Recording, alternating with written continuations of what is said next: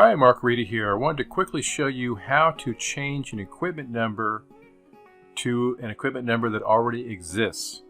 You can't have the same exact equipment number in TATEMS unless it's with a different customer. So if you want to change an equipment number on the same customer to one that already exists, I'll show you how to do that. So what you need to do, first of all, is change the equipment number that already exists to something else.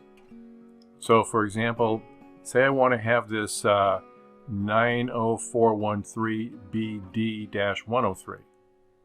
And so what you got to do is change the D103 first. I'm going to click Records.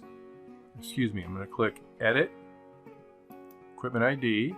I'm going to change that, and I'm just going to put the word old, and you can just use something else, something to make it unique, so that you might know what it was before. Okay. So the next thing I'm going to do is go up here to this other equipment, this 90413.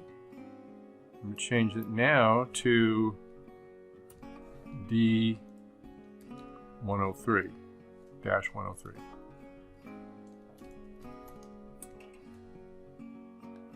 Okay, and it lets me save it. So if I just click search now, so now we can see the D103 old and the D103.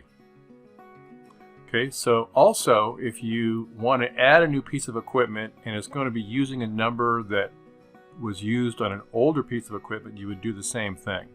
Rename the old piece of equipment first and go ahead and add the new piece of equipment. All right, hopefully that's helpful. Thanks a lot for watching. Have a good one. Take care.